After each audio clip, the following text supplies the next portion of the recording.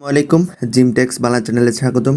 বন্ধুরা, আজকে আমি দেখাবো কীভাবে ফাইবার অ্যাপটিকে 24 ঘন্টা অ্যাক্টিভ রাখা যায়, যেটি যারা ফাইবারে কাজ করেন তাদের জন্য এটা অত্যন্ত গুরুত্বপূর্ণ একটি টপিক।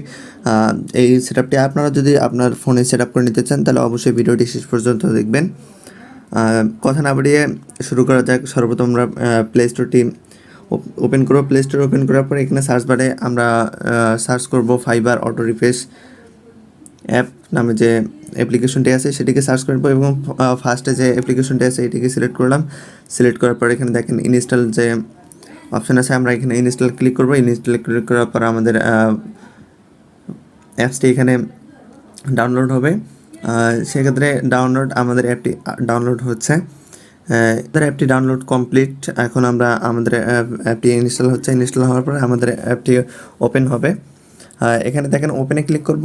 ওপেনে ক্লিক করার পর এখানে দেখেন ডিসপ্লে ওভার আদার্স অ্যাপস নামে যে অপশনটি আছে এটি আমাদের অটোমেটিকলি চলে আসবে। এটি অটোমেটিকলি চলে আসার পর এখানে যে আমাদের ফাইবার যে অ্যাপ্লিকেশনটি আছে, মানে আমরা যে অটো রিফ্রেশের যে অ্যাপটি ডাউনলোড করছি এটাকে সিলেক্ট করব, অ্যালো করে দিলাম। এখান থেকে ব্যাক করার পর এখানে দেখেন আপনারা দুইভাবে এটিকে সেট আপ করতে পারেন। একটি হচ্ছে ফাইবারের যে ড্যাশবোর্ডের ইউআরএলটি আছে, ফাইবারের সেই ড্যাশবোর্ডের ইউআরএলটি দিয়ে, আরেকটি হচ্ছে আপনার সরাসরি যে ফোনের যে আপনার ফাইবার অ্যাপ্লিকেশনটি আছে সেটিকে। আমি চাচ্ছি আমার ফাইবার অ্যাপ্লিকেশনটি দিয়ে করব, তাই আমি ফাইবার অ্যাপ্লিকেশনটি দেখাচ্ছি। যারা এখানে ইউআরএল দিবেন তারা এখান থেকে ইউআরএলটি সিলেক্ট করতে পারেন। আমি এখানে ফাইবার অ্যাপটিতে সিলেক্ট করে নিলাম। সেটি সিলেক্ট করে দেওয়ার পর এখানে সিলেক্ট অ্যাপ নামে যে অপশন আছে এখানে পারমিশন ক্লিক করব। ক্লিক করার পর এখানে প্রসেসিং হলো। প্রসেসিং হওয়ার পর এখানে দেখেন আমার ফাইবার অ্যাপটি যেখানে আছে, আমি ফাইবার অ্যাপটিকে খুঁজে বের করে এখান থেকে আমি সিলেক্ট করে দিলাম। সিলেক্ট করে দেওয়ার পরে এখানে দেখেন আমার যে টাইমটি আছে, টাইমটি মানে কতক্ষণ পর পর আমার অ্যাপটি রিলোড নেবে সেটি আমি সিলেক্ট করে দিলাম। এখানে আমার 300 সেকেন্ড বেটার মনে হয়, তাই আমি 300 সেকেন্ড দিলাম। এখানে কাউন্ট, অর্থাৎ আপনার রিলোডটি কতবার কাউন্ট হবে এটি কাউন্ট আপনারা যদি দিতে চান দিতে পারেন।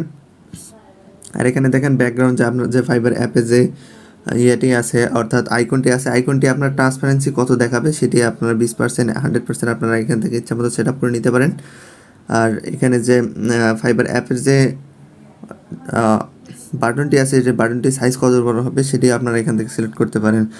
দেখেন আমার এখানে কিন্তু মোটামুটি মানে যে সেটআপটি আছে সেটআপটি কমপ্লিট হয়ে গেছে। এখানে দেখেন আমার যে অ্যাপ্লিকেশনের উপরে এখানে দেখেন একটি অটো রিফ্রেশের একটি আইকন চলে আসছে।